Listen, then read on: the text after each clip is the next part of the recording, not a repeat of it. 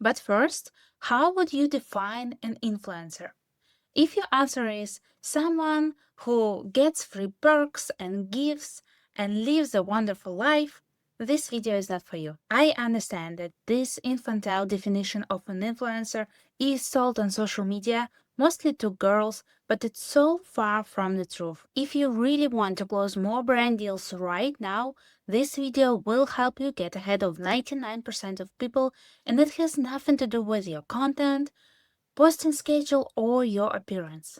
But to get what I'm saying here, you need to think of an influencer as a business first. For your convenience, the video is split into 5 parts. First, how to choose a company to work with. Second, what makes a good pitch, good and bad examples. Third, how to build a strong media kit. Fourth, how managers scan your account. And fifth, delivering the content. Skip to the part you are most interested in, but if you are a beginner, watch the whole video. People pay me to fix their online presence, and sometimes that includes creating marketing strategy and collaborations with influencers. In other words, I am the person reviewing your accounts. And today I'll tell you why influencers get rejected 99% of the time and how to be that 1% that gets the deal. It's probably not the advice you hear online often, but mass spamming companies is not the way to go. If you really want to get a brand deal, you need to scan each company's profile intentionally and find the gap you can close. Very often the brands already have a team of content creators and social media managers producing great content for them. So what exactly makes you special? What can you actually do? If you have a large audience, that's completely different ballgame. But if you are a micro-influencer, you need to be strategic. Generic lip sync videos or trending transitions shot on the phone usually don't compare to a content created by a team that understands what they're doing and where they're taking their account. A truly great influencer can tell a story with their voice and present a product natively in a way that doesn't feel like an ad. Of course, you can always reach out to brands whose social media is poorly run, low quality, and offer them better content. But there is another side to that coin. If they are not paying attention to how they are presented online, maybe they don't have the budget or the priority for it. So, scan the account and spot the gap you can close. Something that hasn't been covered, or something technically difficult to pull off, but something you are willing to put in the effort to make happen. Then show up with a specific offer. Next, even with a small audience, think about whether your audience actually overlaps with the brands. Most influencers assume that if they have a following, they can ask for any product. That's not how the business sees it. Here is an example.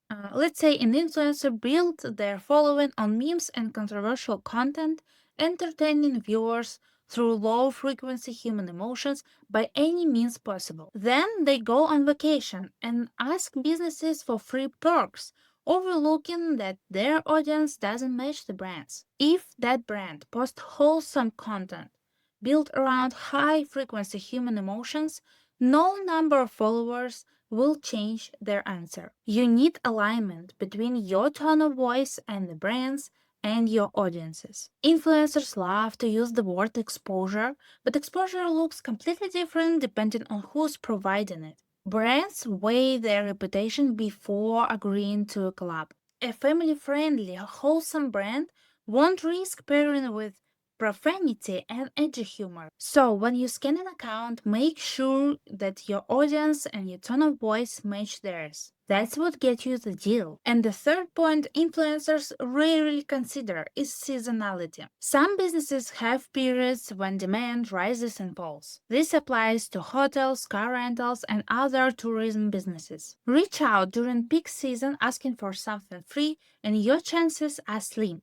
Not because you are bad or your offer is weak, but because a good business has no spare resources during the season. Reach out during off-season and there is never too much advertising. Now let's look at two real-life pitching examples. At first glance, they might look the same, but one got rejected and other didn't. I wonder if you can spot the difference in the tone of voice these two influencers are using and why one feels more childish than the other. Okay, first of all, we didn't have any previous conversation about the collaboration, so immediately seeing that sentence and knowing it's false ruins the whole trust in the influencer. Second, the message starts with what she gets.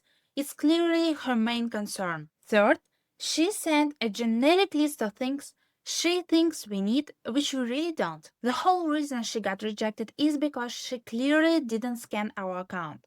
We already had everything she listed and we did it exceptionally well. And finally, if you visited her account, you would see that she herself doesn't have great photos and cinematic reels. So if she can't even post it for herself, how can she say that she can provide it for us? Now let's look at another pitch message. Immediately, the message started from what we get as a brand from the influencer. Then, she is ready to show us everything we needed to make the decision. Like, she is willing to show us under the hood of her blog, not only what we can see ourselves. Also, even though she doesn't have a specific offer, she is letting us know that she is willing to discuss any format we are comfortable with. And let's not overlook it, she's asking for a discount, not a free service, which is a great deal because both messages were sent during peak season. And finally, when I visited her account, I saw a clear match. She has an active audience, great engagement, and a tone of voice that's similar to ours. A voice in her own content, not just lip syncs and trending reels. So it was clear that she will deliver what she is promising. After that, we discussed specific deliverables and she agreed to everything, which is also a great deal. You'd be surprised how many influencers would try to skip that part and avoid actually working, trying to get a free deal for the least amount of effort from their end. And this brings me to how to build a strong media kit, especially if you're just starting out. You can charge any amount of money to any brand that reaches out to you. But if you are pitching your services to the brand, you need to stop thinking, I am worth this much money, my service is so beautiful, blah blah. Ask yourself, if you actually receive up to €1,000 worth of value in product or service, can you actually return that amount to the business through your content? It's basic math. If you are not sure you can actually bring in clients and provide a return of investment, what are we even talking about? Because that's exactly how businesses think about it. A strong media kit is not about fancy photos or videos or your equipment. A strong media kit contains your stats and clear proof of previous collaborations with specific information, which is, here is my average click rate on stories. Here is my average view count. Here are comments from my people. Here is what my past collaborations are saying. And this is what I'm planning to do specifically for you. And here is the amount of clicks on average you can expect. Or here is the type of reaction my audience will have. And if, say, your post underperforms, what will you do about it? Some influencers might even say that if post underperforms, they will post something extra, stories, or another post to get us to the agreed amount of clicks. And this is exactly how you get ahead of 99% of people. Because most influencers are concerned about how it looks, not how it actually operates. They are so focused on looking fancy, rich, and creating noise online that they don't think in terms of real sales, statistics, and numbers, and because of that, they get rejected. Once you can have this shift in your mind, this will change your whole game. And if you're just starting out, you need to pay up first. What I mean by that is, if you really want to build a strong portfolio and have a lot of collaborations under your belt, you first need to prove that you're serious about it. And how would you do that? Say you want a hotel collaboration. Instead of reaching out and trying to convince the hotel management that you are worth it, go and book the cheapest room first.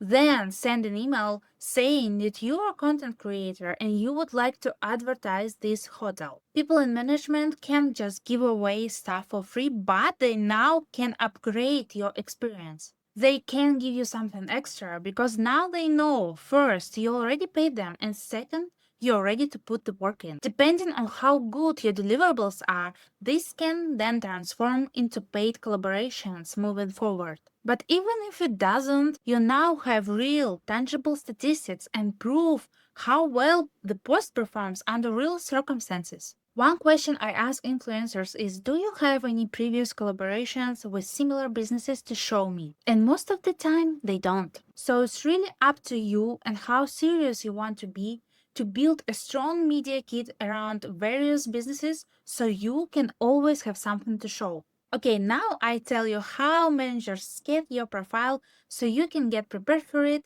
and tip the scales in your favor. First, the profile picture. Of course, if it's a real person with a real face, it will work best for you. Then the bio.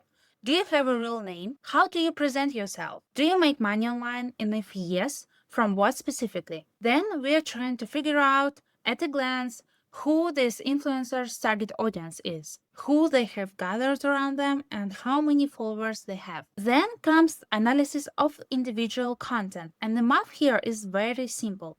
How many followers do you have? How many likes? How many views? How many comments under the post? If you have 1 million followers and only 3 likes under the post, you won't get any brand deals. And if all your posts pop off, but it's just trends or pretty photos, it probably won't work either, because there is nothing substantial there, it's just performing for the camera. The most important thing for managers is the comments. If people are genuinely saying something like, "Oh, thank you, I saved this," or "Hey, what do you think about this?" That's real dialogue happening, meaning your audience relies on you. And finally, we'll look at how your message online aligns with what the brand communicates. And that's it. But the real thing that can make it or break it for you is how you deliver the content you promised. If you receive something for free, whether it's a product, service, accommodation, or a car, it doesn't mean that you've achieved your goal by making one crooked story, tagging their account, and moving on with your life. No, if you're working with a good brand, you likely have agreements around deadlines, the amount of content, and what you need to post and when. This is specifically true for travel influencers. If you receive something for free, you have to understand it's your responsibility to deliver everything the brand wants before you leave the country. Otherwise, you may run into problems. This is what truly divides influencers into bad and good. You'd be surprised how many of them miss deadlines, post poorly, or don't post at all. Because of that, on average, businesses have a deeply negative attitude toward influencers, seeing them as responsible people who can only talk. Just as a bad reputation follows you, believe me, a good reputation follows you too. Your contact gets saved and you'll definitely get offered something bigger, better, stronger next time. So it really comes back to how you approach the subject. If you want a quick gain, a buck here and there saved or earned, but you don't really care about consequences or being a reliable person, that's one way to go. But I promise you, it's a really short road. Or you can think about your blog as a business, have the attitude to match, and build a strong portfolio. And you'll become someone who earns thousands and thousands of dollars and delivers every single time. So it's up to you.